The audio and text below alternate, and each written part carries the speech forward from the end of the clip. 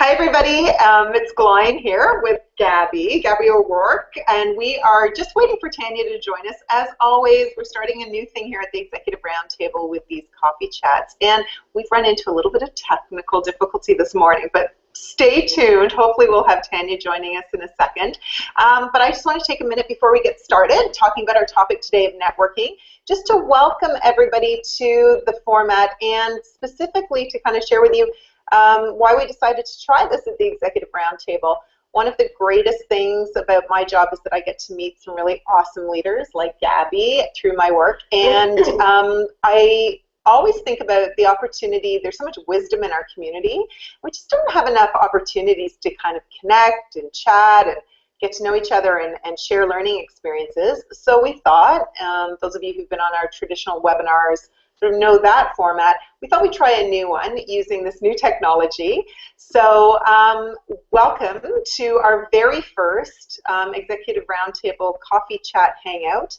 And today we are going to be talking about networking and the importance of networking. And I know when I talk to all of our members out there, it's one of those things that we all know we need to do, but finding the time to do it and sometimes finding the motivation to want to do it is difficult. So in conversations that I had with Tanya and Gaby, we were chatting about just some of the different techniques and different experiences we've all had with networking, and so I thought it would be a fun topic to kind of explore and share. And we're going to do that today. And the format for today is really going to be about a half-hour conversation. I've got some questions. Hopefully we'll get Tanya online and she'll be joining in. But some questions for both Gaby and Tanya. And then we thought we'd open it up. So for those of you who are on the line, if you've got any questions, you can put them into the chat function, which you should see on the right of your screen. Certainly it's on the right of my screen.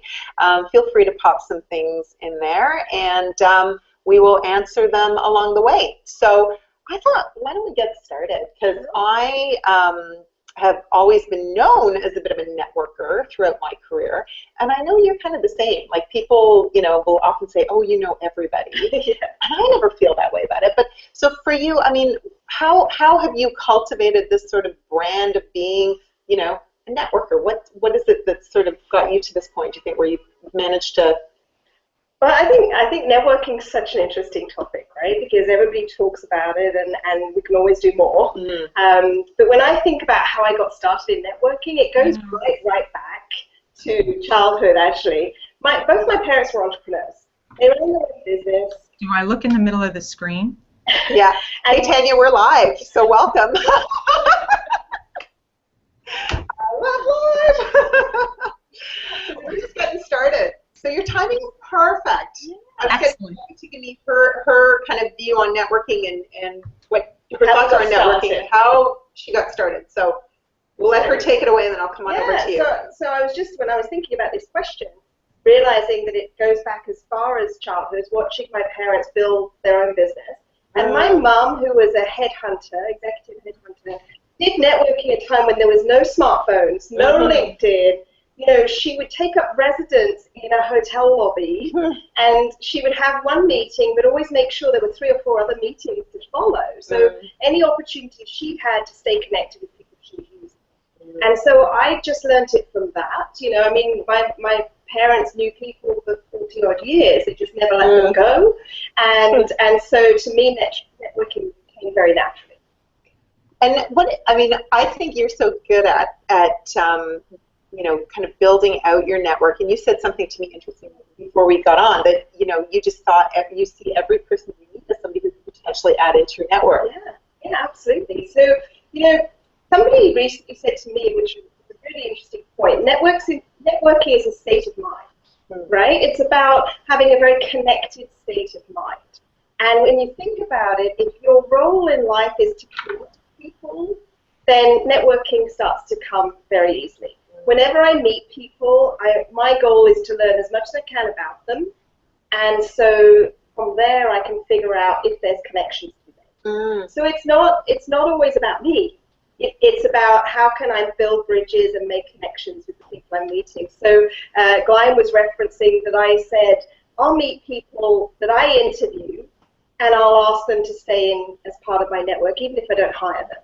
Or if I attend an interview with somebody and I get along well with that person and I feel like there's a good connection, I'll reach out to them and say, you know, no matter what the results of this discussion are, I'd love to stay connected with you. And interestingly, you know, my last 5 roles, and you know, I tend to have long tenure, so they tend to, that goes back some 15 odd years.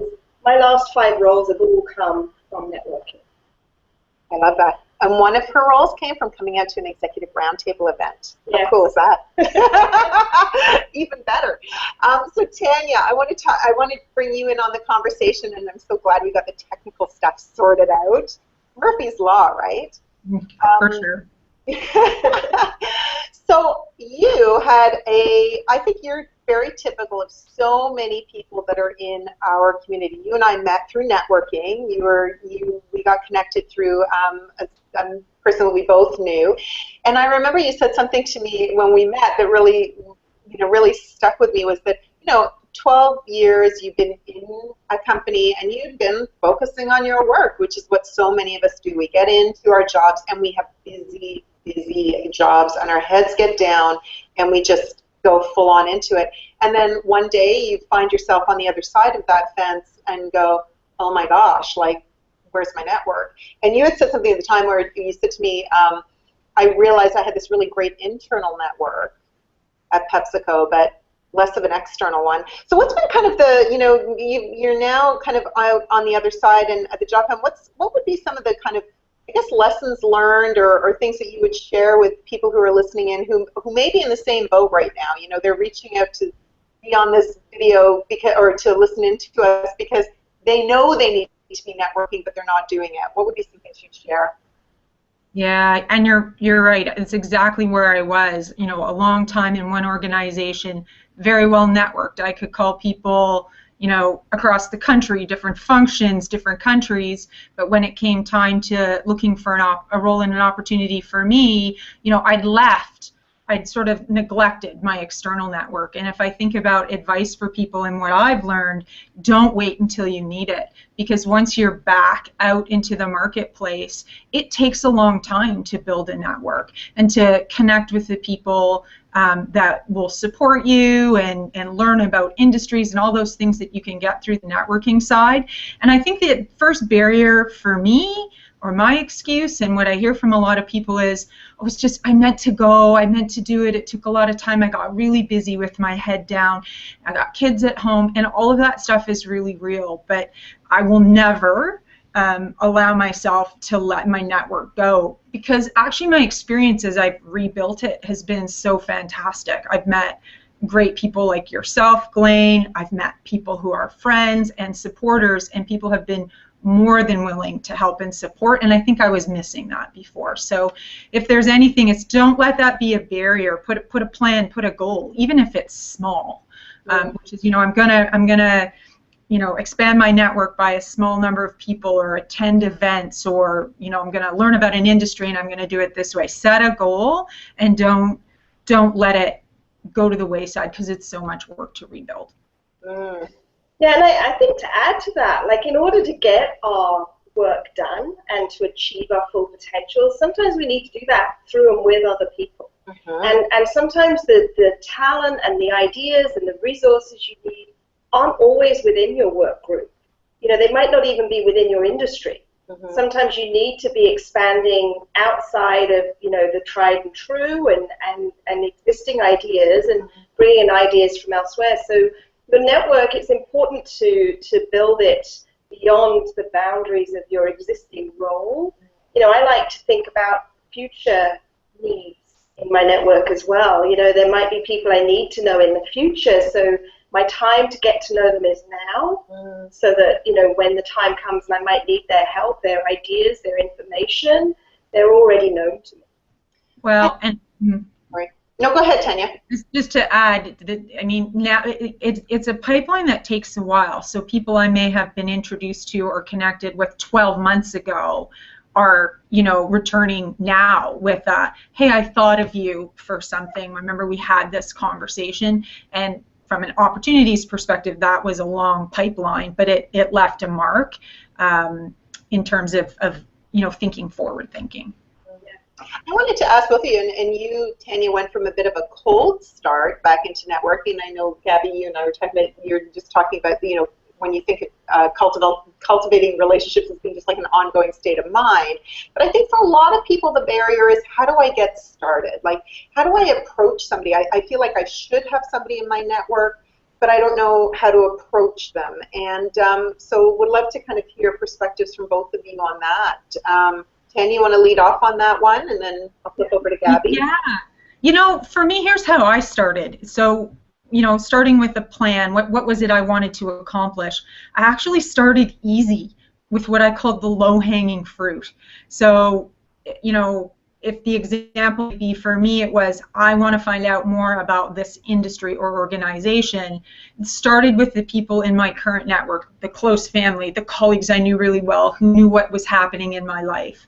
And, ask them about who they had in their network so that they could make the warm introduction to. It is so much easier to introductions than the cold call, right? I think everybody's afraid of, oh, well, I want to go find out about the Executive Roundtable, and I see Glain here on LinkedIn, but why would she want to talk to me?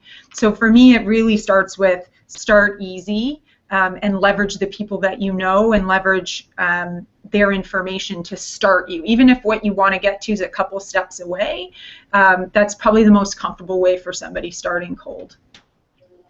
Yeah, and I would reinforce that completely. Start with people you know, and the more specific you can be with those people that know and care about you already, about, I'm really trying to build my network. It's something I'm paying close attention to.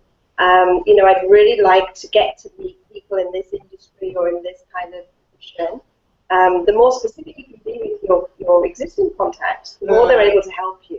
And I guess that's something I've had to learn along the way, because I'm naturally a fairly gregarious person, so I kind of gather people along the way. My LinkedIn network is well over 1,000 people, and I know them all. So at some point, you do need to be strategic and say, okay, for me and where I'm planning to go, these are the people that I want to start meeting, and then speaking to people that I know about who may know those people or may know similar types. But I think you asked about just where to start, and I think that the point is just to start, and give yourself a break. It doesn't have to be, a massive, bearing. I think if you set little goals to say, okay, in the next month I'd like to meet 2 new people that I wouldn't have otherwise met. If you're starting from zero, that just little goals like that are enough. But I think the point Tanya made, which is, you can get so trapped into your work and delivering on the work, and it's very easy to turn down invitations and opportunities, and you might even sign up to go to that event and then at the last minute cancel out, and you never know when that very perfect opportunity is going to come. So I actually force myself, if I've made a commitment, I'm going to go. And I need to rearrange the rest of my work in order to make that commitment that I've made, because it's important. And I think as women especially, we do tend to sort of, okay, well, the work's got to come first and we need to get that done, but you've got to do it, you've got to balance that with the need to extend your network and get out there. I think there's a couple of things that you both said, which I think are super important. I mean, one is about having a real focus around your networking. I think, why are you networking? What's the purpose of the network? Who are the people that you want, versus just feeling like you're clamoring out there just trying to talk to people. So I think there's that's a really kind of key piece.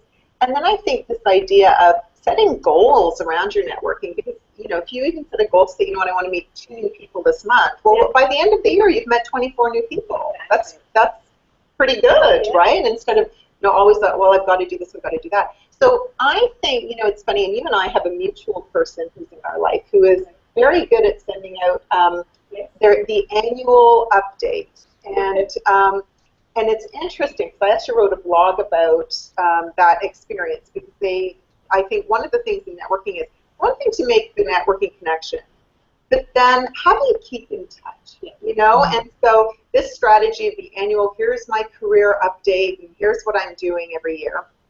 is one of the techniques that I see people using.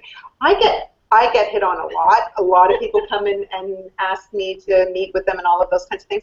I could probably count on one hand the number of people who've actually followed through and kept in touch with me. Yeah. And so I'm wondering, because I think that becomes the kicker. You can meet all kinds of people, yeah, but then what? So what do you two do to maintain your network? I know, Tanya, you kind of went from cold start into it, but what are some of the strategies you've been thinking about? I know, Gaby, you're kind of a pro at this, so hearing what it is. But Tanya, what are some things that you're planning on doing, have been doing to kind of keep that network nurtured? Yeah, I think similar to that annual update, I think it's about planning the follow-up. So if I see something interesting that I think the person that I met might, we talked about it and I saw an article or saw something, sometimes it's as simple as just shooting a note to say, hey, I thought of you, read this really interesting article, or was at an event and heard about this, thought you might be interested. So connecting that way has been one thing, sending kind of the periodic update notes. I actually leverage my LinkedIn, and there's a feature within LinkedIn where you can put in where you met the person and what it was, because when you have 1,000 people in your network, sometimes your memory is challenged, and you can actually calendarize in there, in 3 months, put yourself a note and it says, reach out to somebody just to refresh, because life gets busy and you're like, oh, I really meant to, follow up with those people. So sometimes it's just those things. If I've met somebody at a networking group, it might just be reaching out to say, hey, are you going to that monthly meeting again this week? And so small things like that, but trying to add value a little bit in the reconnect versus it's all about me, right? Here's what I'm doing. It's all about, hey, I've thought a little bit about how this relationship might be mutually beneficial. Mm-hmm. I think that's really key, and LinkedIn is definitely your friend, and I'm a big user of LinkedIn as well. But I think it has to be two-way right from the get-go. Mm-hmm. So, in preparing for a meeting, making sure that you're thinking about, yes, you want to gather some information from them, but there's things that you bring to the table too. So knowing what your strengths are and what you can bring to that relationship is helpful. And sometimes all it is being a sounding board, and that's okay. And then using LinkedIn, I think it's really important. I personally don't like the once a year, here's what's been going on in my life, because I feel it's a very push form of communication. And instead I do an awful lot more of noticing what people in my network are doing. When someone's made a change, when somebody's posted an article, when somebody's announced a new role, I'm the one that will reach out to them and say, that looks great, congratulations, so pleased for you. Sometimes I'll do that on the public forum with a quick congratulations. Sometimes it's a more personal, hey, I saw this was going on, that sounds great, reminded me it's probably time for a catch-up, right? And I think the more that you show them that you're interested, then the more they pay attention to what you're doing. Yes. So it's very much drawing people to being interested in you because you show a genuine care and concern for them. And it's interesting because now, not only do I have a large network, but I have a large network of people that pay attention to the things that I'm doing. Not because I shout at them from the rooftops and say, hey, look what I'm doing, but because I pay attention to what they're doing. And because of that, there's a bit of a social contract. Mm-hmm. That, oh, wow, Gaby's always the first one to congratulate me, so, maybe I want to pay attention to it. It's sort of, I think it's a great way to sort of, I want to say, position yourself out of the crowd of people, because I think, relationships develop over time. I mean, your network develops over time, and so how you interact each time with the individual, I think either strengthens or deteriorates your network. I think because I've had people who, I would say they're very good at that push. They're very good at pushing on me what they're doing and what they need from me. But there is no reciprocity, and then you actually resent that kind of, I actually wrote the blog I wrote about it. I titled it "Net Leeching," when you leave the goodwill out of your network. Yeah. Because you're, get away from that person. Well, and there has to be, and I share that because it's done from a place of real good intent. Like if I make the time to get to know somebody and I want to include them in my network, I do it because I genuinely want to keep tabs on, you know, where they go and what they're up to. And, you know, so when I interview someone that's a really great candidate, great potential, but just not the right fit for this role, I do add them to my network. And then when they land that job, I'll send them a note and say, congratulations, you know. And years later, I've hired people because I get in touch with them that way. And they've taken a leap of faith that I'll manage and lead them with that same sense of real positive intent. You know? And the same, like you were talking about the job connection, like I've just landed at a new firm. And that came about from me interviewing with them and decisions going a different way on that role. But I purposely connected again to the hiring managers, and I'd like to stay in touch no matter what the decision. And 2 weeks later, I get invited to come in for another position with their endorsement. You know, this is a great candidate. We've met them already. This role could be a great fit. Let's just get her into the interview. And that's how it works. That's very cool. Okay, so I think we're coming up on time. So I'm going to ask both of you one last question to wrap us up, and that is, what's your best networking story? What's the very best story for networking that you could share? Well, I had a couple, but given our short time, are you guys still there? I'm having a little technical problem. Okay, good. You know, for me, my best story and what I'd say is networking can happen anywhere. So never be sort of shy to talk about who you are. I, as was in transition, happened to be at my youngest son's hockey game and got into conversation with one of the dads. It was new in the season. Hey, who's your boy? Oh, that's my boy. You know, chit, chit, chat. This gentleman's wife joined the conversation and happened to ask me what I was doing, and so then I was a little always uncomfortable to say, well, I'm in transition, I'm looking for work, right? It feels uncomfortable, but I sort of explained to her what oh, well, I'm in transition, I'm sort of looking for a job in this area. She happened to work for a very large global firm. We shared some things in common. We both lived in Calgary. We both worked in similar type organizations in our past, and she was a very senior leader in this large global organization. She actually agreed. She said, well, give me your resume. I'll send it over to the new CHRO, which she did, and within a couple of weeks, I actually got a call. There was an opportunity, and the person who called me back was the recruiter who said, I've actually gotten your name from several people.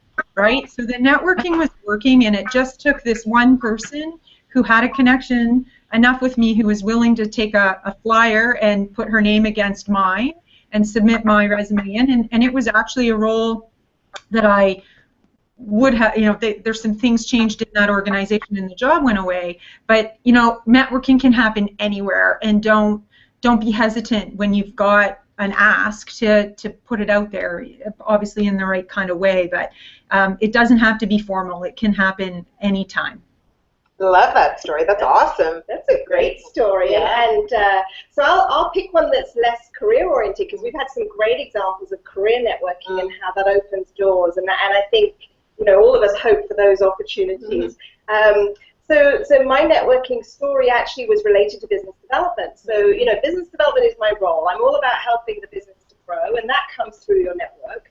When I landed in law about 5 years ago, and I'd come from Big Four consulting, I knew nothing about the legal market.